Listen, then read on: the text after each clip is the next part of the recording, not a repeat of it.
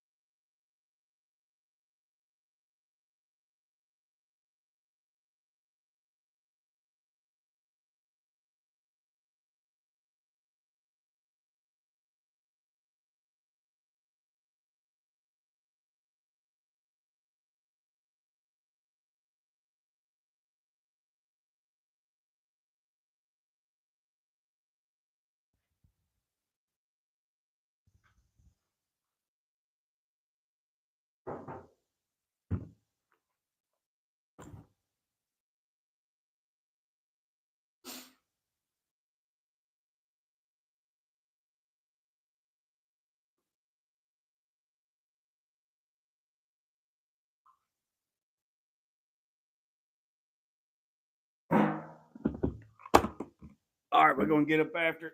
All right, boys and girls. Today is Saturday, and got a lot of stuff going on. Give you a little backstory. First of all, so these right here, I got cut short yesterday. So these right here are eye crimps. Okay. So I have to make spark plug wires. These are for dual crimp and standard crimp. So I got these off of Amazon. They were about, I think, $25. And the part number is right there. Lima Yankee 2048. The ones at Summit and Jegs, they were like $150. But in the reviews, everybody said that these were almost identical. They probably all made in the same place, China. It is what it is. So got that. This is where do the plug wires on the 68C10. Also got these right here. Got these off of Amazon too. So these are 3-to-1. These are 3-to-1 shrink tubes. And the part number on that is, I think that's it right there on the back. Got that. That's to make the wire, Also, I've used this before. This is good wire loom. It's actually Axle Tech split sleeve. I got 1 inch. I got 1 inch, 2 inch, and 3/8. And the part number on this is right there on the back. I don't know if you can see that right there. The part number is X001UFL4YB. All right. Also, this came in. This is the mass airflow sensor. It's in the anti-static bag. Got that. There's a lot of stuff coming in for the 68C10, but also got the 302 yesterday. I'm gonna show you this. Flip this around. Let me get my fingerprints off the glass. So here's a 302 that's going in a 61 box truck. I just took the plastic off of it, and I believe they went 40. Excuse me, no, they went 20 over. It's got a little mild cam in it. New double rolling Tom and chain. All new freeze plugs. Heads was worked. I got it flipped upside down. Here's on the engine stand. This engine stand come from AutoZone as well. So now what I got to do is this. We got a new oil pump right here. Here's the new oil pump. And the new oil pump goes right here, like so. But I have to get new hardware. I got to get a new plug here. Little odd end things on that. So here's the new gasket. Here's the drive for the oil pump. Here's the gaskets. Here's the oil pan. I started cleaning the oil pan, so this is how I clean stuff. Heavy duty oven cleaner, either Dollar General or Family Dollar, Walmart brand, lemon scent. So I sprayed down the oil pan, get all the grease, take a wire brush, clean it up, and then I will clean it with wax and grease remover, which is this right here. And then I will prime it with U-Pole. I'm going to go get some of that. U-Pole in a rattle can is 2K, or no, it's not 2K. It's enamel. So I will prime it, and then I'll paint this black. Once I get the oil pan put on, and I got to get a new timing chain cover, got to get a new water pump. Basically, yeah, new timing chain cover, new bolts, new water pump, and put the oil pan on, flip it up, turn it upside right. I'm gonna put the old valve covers on it. Once I put the old valve covers on it, then I will tape it up. I will clean this with oven cleaner. I'll block off all the ports. I'll clean this with oven cleaner and wipe it down and get the oil off of it. And then I will paint the block blue. But it won't be traditional Ford blue. There's 3 or 4 traditional Ford blue, but I'll paint it a nice blue. And then I'll paint the oil pan black. Probably paint the oil pan before I put it on there, and then flip it upside down. Johnny's going crazy. The valve covers are too rusty and pitted, so I'm gonna get some replacements. They're not that much, like $30. Put the valve covers on, new intake, aluminum intake, and then go from there. So that's where I'm at on that. So it's gonna try to assemble some of this stuff today. I've been making a list. Got to go to the parts store and get that. Little update on the 68C10. Oh me, got the engine back in it, got everything set up, got fuel lines and stuff is ordered. Got the dipstick in, ordered a new dipstick. Here's a new dipstick. Got the new crank sensor in. I got a new saw, new air saw. Picked one up from Harbor Freight yesterday, so I can cut this part here, so I can put this little nice jewel right there. Put that in there. I got all these controls ordered and all that good stuff. So lot of moving parts. So looks like a war zone. Here's the old gauge cluster that was in this truck. So I got all this new. He's got the one with the wood grain, and all that good stuff. Here's the harmonic balancer for the Mustang. Brand new harmonic balancer. Guys, you need to replace this stuff. I know a lot of guys just use the old stuff, but you need to replace it. Rest of the air ride stuff come in for the 86. It's right there. He's waiting on his rear airbags, and then we're going to jump on that. So now let's get to the backstory a little bit. I'm going to put this up somehow. Hold on, let me turn this around. Let me put this up. I don't know if this is going to stay up or not. It's probably going to fall. So a lot of people's been asking me, how'd I get into what I'm in? How long I've been doing what I've been doing? how long am I going to keep doing what I'm doing, and all that good stuff. So here we go. So I've been in the cars and trucks, motorcycles, racing, four-wheelers, my whole life. Tear stuff apart, right? So, graduated high school a year, well, actually enrolled a year early. Then the day I graduated, walked across stage, got done, jumped on an airplane, went to the Navy.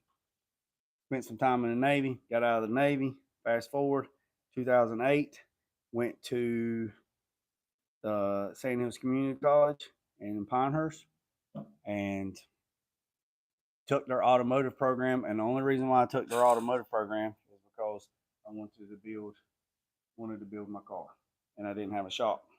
So I built the car, did basically like 2-3 degrees in 2 years. Did civil engineering, architect, actually auto tech, and auto body was not a degree; it was a diploma at the time. Took all that, overloaded myself in like 2.5 years. When I graduated, um, the department chair at the time, he asked me what was I going to do, what was my plans. Now I'd done some CNC machine work and some stuff at a local machine shop. Um, built boathouses and just whatnot, and carpenter work, and been exposed to a lot of people, and tried to absorb as much information as I could from them, right? Um, well, after graduating, the department chair asked me what was I going to do, and I said, I don't know, I ain't really thought about it, and so I ain't got that far yet. And then he asked me, he says, "You want a job?" I'm like, "Doing what?" He's like, "Teaching." I was like, "No." First he said, "You want a job?" And I said, "Working for who?" He said, "Working for me." And I said, "Yeah." So he had a shop that wasn't open to the public, but he did old cars. He has a 68 RS. Um, he worked on MGs, old cars and stuff. And he said, "No, no, no, no, no, no, not at my shop, here at the college." I'm like, "Doing what?" He's like, "Teaching." I'm like, "Yeah, okay, whatever." And he's like, "No, I'm serious." So I was like, "Sure, man, whatever. We'll give it a whirl." So that's how I got hired, just like that. No interview, no hiring interview, no nothing. He said, "I've been doing this since 1975." So this was in 2000, 2009, 2010, 2009, 2010. He said, "I've been doing this since 1970." And I said, "Okay." He says, "I can count on one hand how many people that I've met that just," and I was like, "Okay, dude, whatever." So it's kind of humbling, I guess. So the next semester, I come in and they had the stuff on the syllabus and was in the class to teach. Well, I got there early and I'm sitting in the class. Well, some of the guys that's in the class are now second year. I've already graduated, so I had them. We were classmates the semester before. So now I'm sitting in the class and everybody's talking, whatever, and it's like, "Man, anybody know who this Mr. Green is?" Everybody's just sitting there, just talking. And it was night classes, 6 to 11 at night. And the rules is if the instructor don't show up 15 minutes after class starts, then everybody can pop smoke and they can they can leave. Um, so we're sitting there and everybody's talking, whatever, and after all that was said and done, it was about 10 minutes after, and a couple guys said, "Man, I'm telling you what, if this guy don't get here, man, we're leaving." So I started getting up and I'll go over and I shut the door and I walk up to the front and the guys that I had already knew, they're like, "Man, what are you doing?" I said, "Everybody got your textbooks? Let's get your syllabus out and let's talk about it."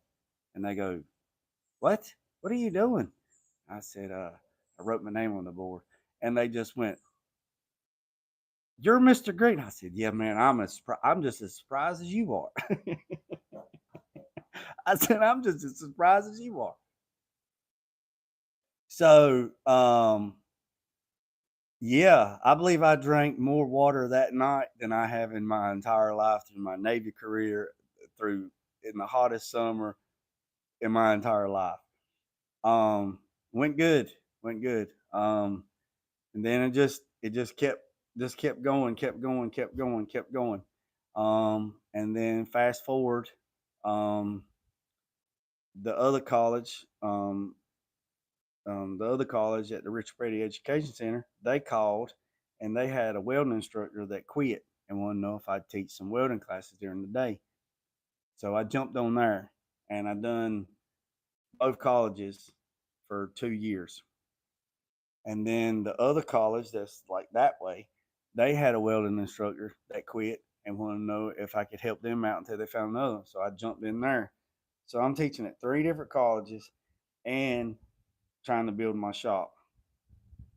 So um, then transferred to the other college, got on days. So now I'm not on nights. So now I'm closer to that way, closer north. Then that's how I got on at Petty's Garage. Started because I was at the Richard Petty Education Center, so that's how. And I already knew all the guys that worked at Petty's, but that gave me an opportunity to get into Petty's. So I got into Petty's and started doing the restoration stuff up in the restoration department. Became friends with the Petty's and Richard and the family and the whole 9 yards, and events and parties and SEMA and corporate builds and all that good stuff. And um, took classes and went, uh, met the people that I've seen my whole entire life on TV: Chip Foose, Charlie Hutton, Jeff, Shorty, Ryan Evans, Horny Mike, um, the Martin brothers. I mean, just everybody that I've watched my whole entire life on television. Now I started meeting them around 2012, 2013, and at SEMA, and uh, just it just kind of just snowballed. Um, and I'm still friends with all of them today. I mean, I got them in my phone. I don't bother them, but I can text them and say, "Hey, look, what's going on? How you do it?" And hey, so that's kind of humbling. So then in 2018, had a bunch of builds at SEMA from SEMA. Working with Petty's, had the Molly Camaro in the Apex building, had the Continental, had a Superbird Continental at the Continental booth, had a K5 Blazer in the General Tire booth, Paralyzed Veterans of America, had a Camaro in that, had the Battle of the Builders, the Mustang, uh, had the Kettleman truck. I think it was a 250 or 350 Kettleman truck. I mean, it was just astronomical. And I was a part of a great team that done all these vehicles. But the paint and body work and the fab work was done in the restoration shop. Plus, I was piddling here at the shop, working 17, 18 hours a day when I wasn't teaching. And then, so went to SEMA in 2018. That year, that Halloween fell at SEMA. It was just crazy. Get back in January of 2019. I'd put my name in the hat to be picked for a Tundra Swan, to kill a Tundra Swan. Um, got picked. I got buddies it's like $10 ticket, and I got picked and went to the Outer Banks because I'm an avid waterfowl hunter and duck hunter. Went to Outer Banks, killed a Tundra Swan, drove down there that night, came all the way back the next day, that next morning after it was over. Um, get to the shop or get back to the house, and you know how you end something and you're like, man, it's just great, man. Every time you turn around, it's just like, well, I always think I'm waiting for the other shoe to drop, right? Well, the shoe dropped January 28th, 2019. Um, Hmm. Ooh. January 28, 2019. Um, my little boy, Owen Green, he was 6 years old, um, got a stomach bug. Um, Everybody here got it except me. Perfectly healthy little boy. There's a main video on my Facebook page at the top that goes into depth with this, but I'll touch bases on it a little bit. Um, this gives you the backstory of the Forever Six, the Forever Six scholarship. Remember Owen? Ask me about Owen. Um, so you never know what demon somebody's dealing with on a daily basis. So be kind to folks. Be kind, really. Um, so January 28th, 2019, my little boy gets sick. Perfectly healthy little boy gets a stomach bug, and everybody says, you know, I have people that send me messages say, "Hey man, get over it. It'll be all right. Quit using it for a crutch." I'm not using this for a crutch. I'm just letting you in on what I deal with. You deal with something completely, and I'm not asking for sympathy or anything. I'm just giving you a little bit of backstory on why I am the way I am. Owen didn't make it from the stomach bug for whatever reason. The good Lord decided He wanted him more than me. Um, so January 28th, 2019, I lost my little boy, just like that. I deal with that every single day, every day, um, every single day. Um, didn't I took a leave of absence from everywhere, um, and I'll never get over it ever. I got good days, I got bad days, and then I got days that you don't even want to be around me those days because it's best for I just stay away because the slightest little thing, um, I don't like when people I don't like when people abuse children or neglect children, small tender age children. Um, it bothers me to no end.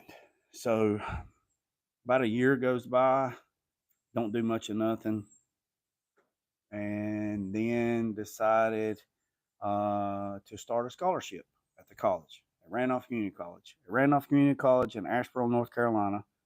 I don't know the zip code. I think it's 27208, I believe. Don't quote me on that, but it's in Asheboro, North Carolina. It's Randolph Community College.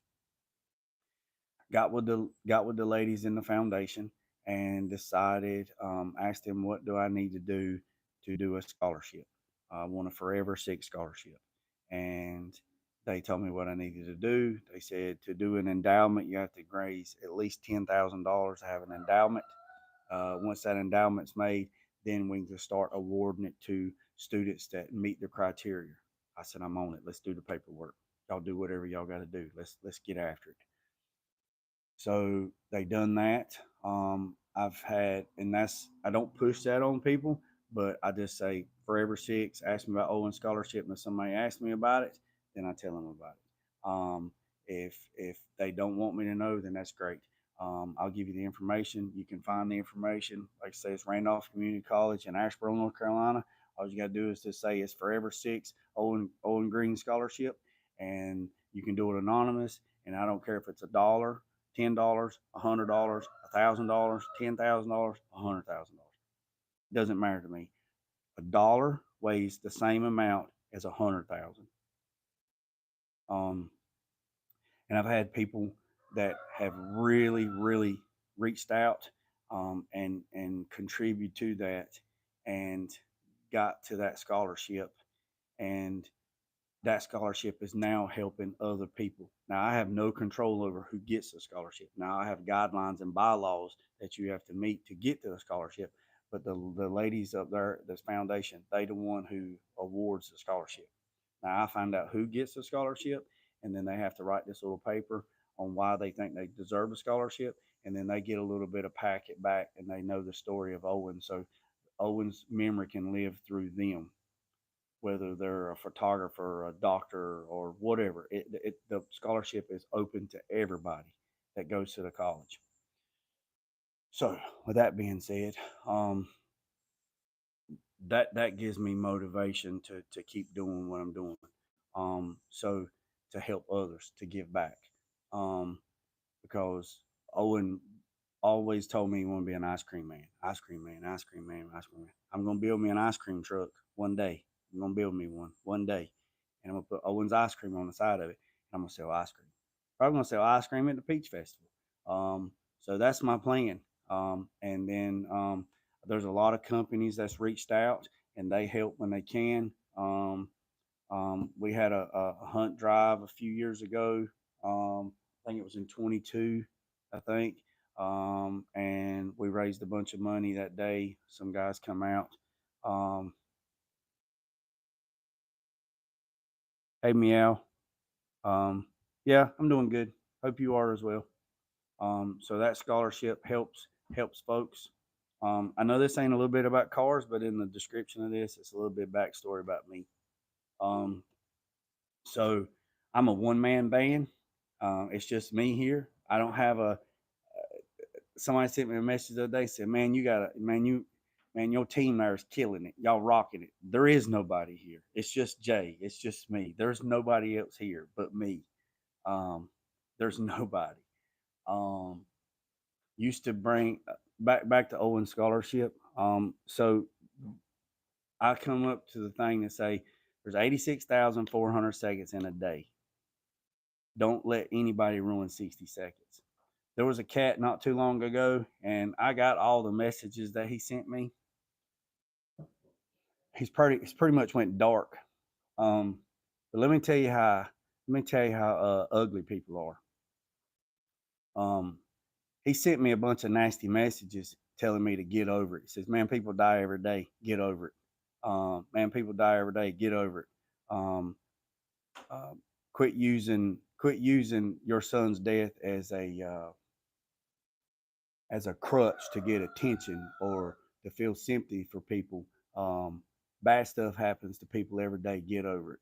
You're exactly right. You're exactly right. Bad stuff does happen to good people. Bad stuff happens to bad people every single day. That's life. But you don't have to be a dick about it. So here's my thing to him. Here's my thing to him. He has no idea the story that I have has helped people. I have people all over the world, not just United States, the world that has reached out to me. I had a guy call me not too long ago from South Africa.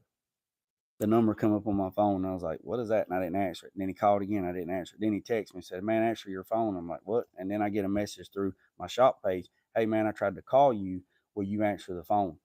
I'm like, "Where are you calling me from?" And he gave me his number. And I was like, "Man, that's the number he just called." He called me, and I answered it. He was from South Africa.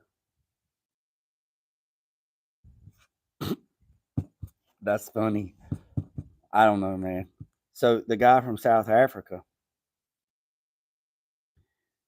called me and was asking me about how to help him set up his air compressor in South Africa, literally South Africa.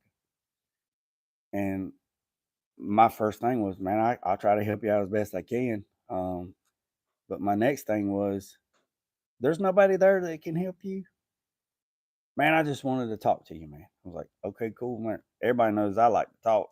Um, um, so I said, yeah. So we talked about the air compressor thing, whatever. And then he says, man, I just want to let you know, man, that your story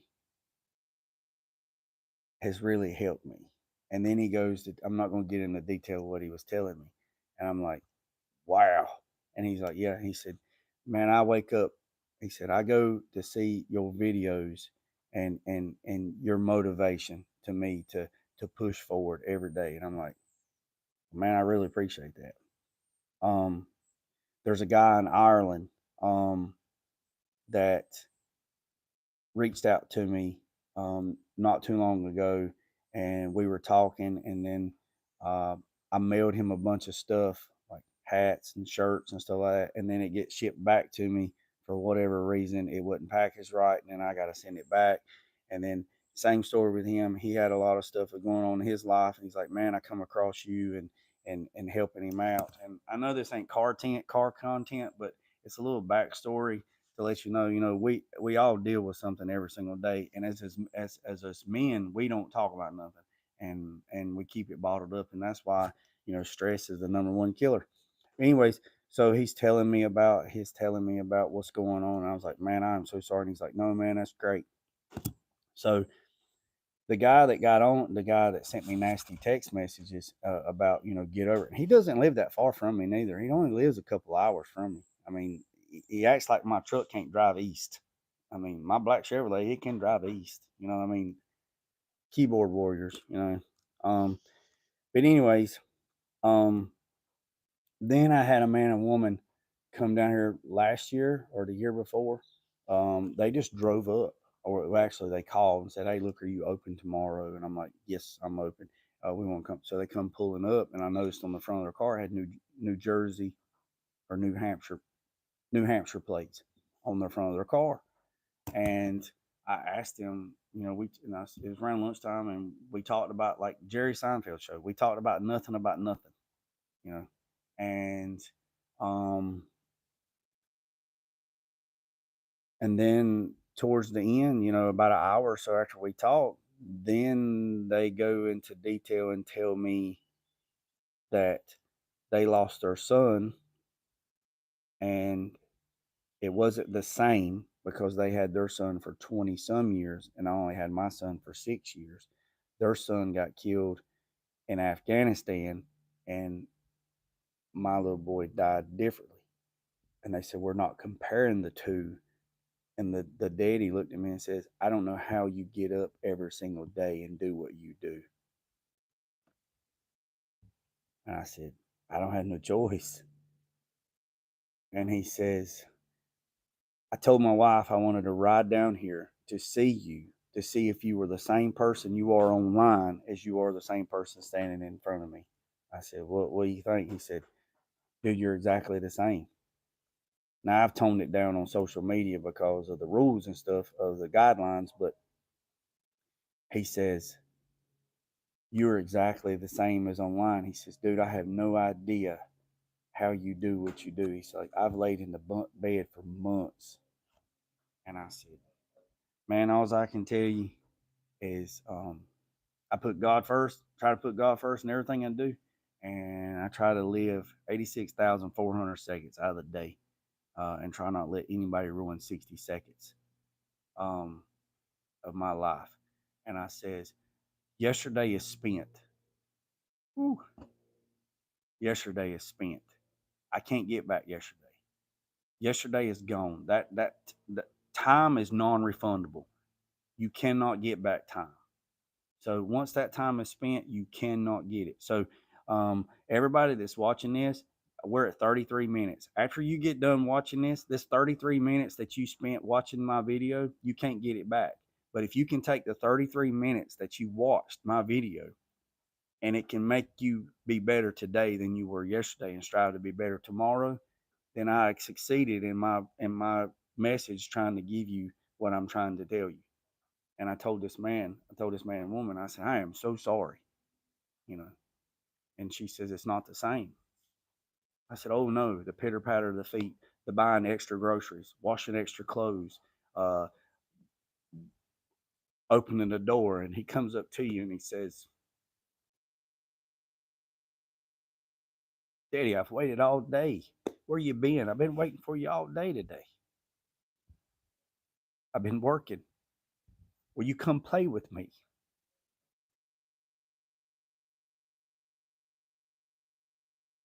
It's not the same. It's not the same. So for another human being to belittle another human being on a loss that they suffered, there's a very special place for you. I'm not that hard to find. Just Google my name and come on down. We'll talk about it. We'll talk about it. But you better bring a big boy lunch because you're going to need it. So it never hurts to be kind to folks. Okay? Never hurts. You never know what somebody's dealing with. You know, somebody says, well, it don't cost nothing to be a butthole neither. Yeah, it does. Because if you get ugly with somebody in the store and that they're trying to do a job, that could be the last time that they go say, you know what? I ain't dealing with this crap no more. Go home and do something that you don't want somebody to do. You never know. Never know what somebody's going through. My best friend, my brother, he was a few years older than I was. We did everything together. We went fishing. We went duck hunting. We planted food crops. We grew gardens. We cut wood. We built stuff. We done everything. You want to talk about stuff OJ gets thrown at him? June 3rd, June 3rd, a year and a half. So this has been 3 years ago. So June 3rd, actually 2 weeks before my little boy's birthday, which is June 19th, my brother calls me and tells me, hey man, you got any of those big tomatoes and those leg quarters? Bring them over to the house and we're going to do some grilling. I'm like, cool, man, whatever, great. I just left and seen his wife at Walmart. And I come home and I get stuff together. I had a FX Lexus that was sitting here, right? Supercar, like literally a supercar. Get it picked up. The phone rings. I don't answer. Phone rings. I don't answer. Phone rings. I don't answer. Phone rings. Don't answer. The guy that owns the Lexus said, "You probably want to answer that." I said, "Yeah." And I said, "Hello." They said, "This is Montgomery County Sheriff's Department. This is Detective Carter. I'm trying to get up with Jeremy Green." And I'm like, "Yeah, this is him." And they said, "Do you know a such and such such as?" I said, "Yeah, that's my brother." Well, your request, your presence is requested at the residence. I was like, "Yeah, I'm on my way. I'm bringing the chicken and the tomatoes. What you need?" Because we used to play and pick up with each other and say, call it, hey, this is Richmond County Sheriff's Department. I'm looking for meow. Just just being funny. And he's like, I don't know nothing about no chicken and tomatoes. Your presence is needed at the residence. I'm like, and then I heard the mics in the background. And I'm like, yeah, man, I'm on my way. So I jump in the truck and I go to my brother's. Well, I get there, laws everywhere, police is there, fire trucks is there, and I'm like, what in the world's going on? I walk up the driveway, people's in the yard. I'm like, what in the world's going on? Come to find out, a little bit after I get off the phone with my brother, and I was running late because I had a client here and I was running late like we always do. The grill's burning, the radio's playing. He's dead on the ground. Yep. The detective looks at me and says, "Oh my God, I just realized who you are." And I was like, "Yeah." He's like, "Man, I did the funeral procession or did the funeral uh, escort for your son's funeral. Man, I am so sorry. I didn't know. Oh my God." I was like, "Yeah." I said, "What's going on?" He's like, "Man, is there somebody that you can call?" I was like, "Who else we gonna call, man? What do you need?" So when my brother got off the phone with me, um, he sent out text messages or whatever. He committed suicide. Yep, grill's still burning. Yeah, talk to my brother every single day, 15, 20 times a day. The most laid back, relaxed person you'd ever want to meet in your entire life. Never seen him get upset. Just, hey man, everything's cool, man. It's great. Yep, yep. Shot himself. Yep. So you never know what somebody's dealing with. Literally, got off the phone with him a few minutes before that. Everything was fine. Talked to him several times during the day. Apparently, whatever he was dealing with, he was tired of toting it. And he figured that the best way to do with the best way to get rid of it is check out. So you never know what somebody's dealing with. Never. You meet somebody in the store, be nice to them. Hey man, how you doing? Hey ma'am, how you doing? You see somebody drop something, help and pick them up. If you see somebody on the side of the road with a flat tire, say, hey man, you need some help? And if you say, no, I don't need no help, I'm good. Say, okay, great, and drive off. Right? So just drive off. It never hurts to be kind to folks. Never hurts to be kind to folks. You never know. You know, check on people. I got a buddy right now that I met 2007. Super dude guy, SF guy, super great guy. We try to text each other every single day. Every single day. Hey man, today's a great day. Let's get motivated. Let's get up after it. And super great guy. Um, so I've been on here. Just a little bit of backstory. If you've watched all this, I greatly appreciate it. Remember, it's not that hard to reach out. Swallow your pride and ask for help. I'm guilty of it. Pride is something else. So, you know how to get a hold of me. My phone number is 910 220 7099. I'm going to say that again 910 220 7099. If you're having a bad day, it's like the song. If you're having a bad day,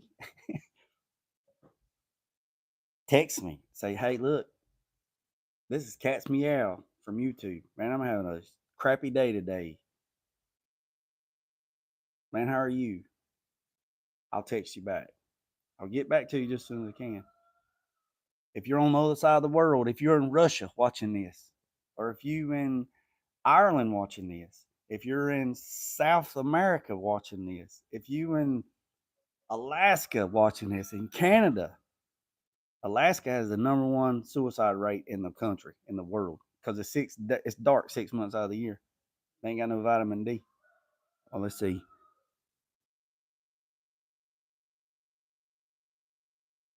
You live in SoCal? Hey, I lived in Coronado, 90, let's see, 96, 97, 98. Yeah, 96 to 98, stationed in Coronado, and then bounced all over. So, um, reach out, man, reach out. And I'm gonna tell you this. This is the last thing I'm gonna tell you. I'm gonna go. Well, maybe two more things. I appreciate every single one of you. I really do. I'm up to like 1,200 subscribers. I'm greatly appreciate every single one of you. I appreciate every single one of you. Yes, sir. Um, so I appreciate every single one of you. If nobody told you that you was appreciated today, I'm telling you, Jay appreciates you. I appreciate you. So by telling you that, this is something else I was going to tell you. Look at your phone. Look at the last 5 people you talked to. Last 5 people you talked to. Last 5 people. If they're not stoking your fire, if not, they're not pushing you up to be the next. If they're not stoking your fire, fanning your fire to make you be better today than you were yesterday. If they're not motivating you to be better today than you were yesterday, get rid of them.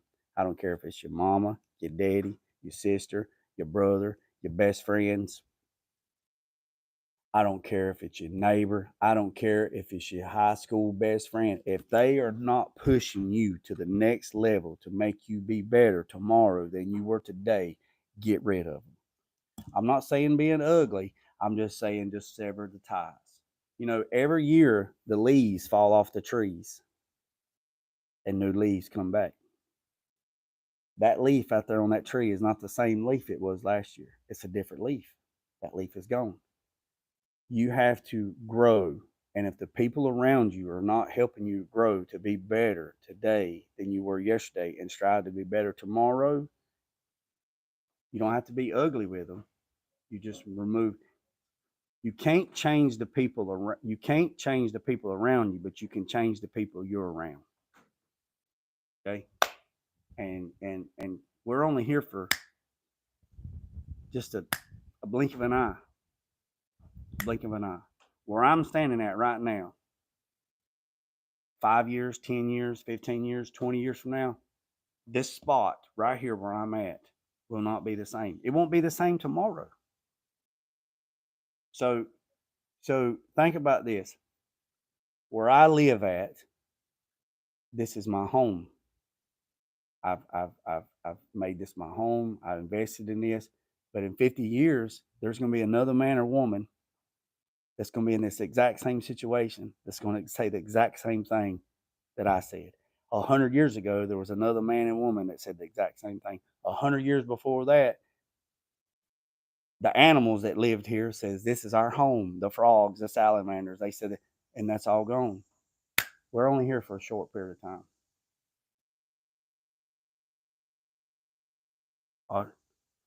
Australia, yeah. My favorite animal is the duck-billed platypus. That son of a gun is the baddest thing on the planet. So, I really appreciate every single one of you. I really do. Um, remember, the Forever Six Scholarship is at Randolph Community College in Asheboro, North Carolina. All you got to do is Google it. And just reach out to the girls up there. You don't have to tell me. You don't have to tell me. Uh, um, you can keep it anonymous. I greatly appreciate it. What's up, little Jack? There's my that guy right there, Jack Kern. That guy right there. Y'all see him in my news feed. His father was probably one of the best carpenters.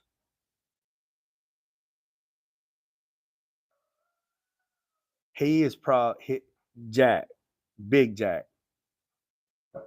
Big Jack is probably was still is the best carpenter that I'd ever seen in my entire life. And little Jack, if he can take what he learned from his pops and turn it into his own, there's no telling what he can do. I'm telling you. He don't have many people on here on his YouTube channel, but click on it because he needs to push that because it's great. I remember I'm gonna tell this one story. So yeah, there it is right there, boys and girls. You see that? Cashier custom cabinets. Y'all check him out. I'm telling you. I'm telling you. If this guy, I'm gonna say kid because he's younger than me, but he's a guy. He's got if he take a fraction of what his daddy tried to pounce in his head, y'all better look out. So let me tell you this story about Big Jack that little Jack probably don't know. We were all sitting in Big Jack's house in the kitchen. Beautiful kitchen. Every room in that house had different types of wood. Every house, every room, completely different.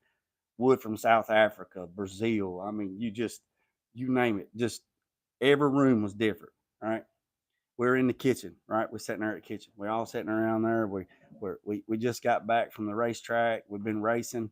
Little Jack, he raced dirt bikes, and we were sitting in there and we'd been everywhere. I mean, we've been drinking. We've been to the strip club. I mean, little Jack wasn't, but we was everywhere. Right? We're all sitting around the kitchen table. We're all just sitting there, doing shots of Crown, whatever. We just having a good time, right? And Big Jack just sits there, and he looks. Big Jack would get up every morning at 4 o'clock. He would go to the mill, the cabinet shop, and he'd work all day. I mean, just work. It didn't matter if it was 3:30 and he put down if it was 3:30 and he set down the bottle of Crown or whatever he was drinking. 4 o'clock or 4:30, he was at the cabinet shop. So he said, if you're gonna party all night, you gotta work all day. But that's not what he told us that day at the kitchen table. He told me at the kitchen table, we was all sitting there. I took it, like literally took it to heart. And that day, I changed. Big Jack says, look, boys, I'm going to tell you right now, chasing women, chasing these trophies, running up and down the roads, doing all this crazy stuff, it's great. You boys need to start buying land, you need to start buying real estate, you need to pay off all your debts, and you just need to build something that's yours, brand something that's yours. Stop, just you can't eat these trophies. I mean, I don't care. You look, I don't care how much you try to eat one of them trophies. He said, I'm not saying not have fun. He's saying need to stop. Now, I'm like, what? And then he was like real serious, like for like 30 minutes, and then all of a sudden he changed and we went back to whatever. But that stuck in my head. And still to this day, it's in my head. That next I started, I actually cut back on racing, started paying off my debt, started doing this. And I looked at Big Jack in that kitchen and I said, I said, I tell you what, Big Jack, I said, that's right. I said, before I'm 30, I'm either going to build a house or put a key in my door and open my house before I'm 30. And he says, get up after it. When I was 29 years old, I stuck the key in the door of my house behind me that we built. And Big Jack come down here. When I stuck the key in the door and opened the door, Big Jack come down here because he done all the trim and the molding and stuff for me. And finished it up. And when we opened the door, he come out and looked at it. And I never brought that story up. And we walked around the house and this, that, whatever, blah, blah, blah. And he looked at me and he shook my hand. I'm going to get upset, big little Jack. He shook my hand and he hugged me. And he said, I'm proud of you. I said, do what, Big Jack? He said, I'm proud of you. And I said, you are? He said, yep. He said, you remember that night when we was drinking all that Crown and Coke? I said, yeah. He said, what'd you tell me? I said, I don't know. Recall what I told you. He said, you told me before you was 30, you was going to put your key in the door. You was either going to buy a house or build a house. I said, yeah, I sure did. He said, how old are you? I said, I just turned 29. He said, I'm proud of you. I thought a lot of Big Jack. I really do. I thought a lot of Big Jack. Sure did. And when Owen died, Big Jack come see me. So I appreciate every single one of you.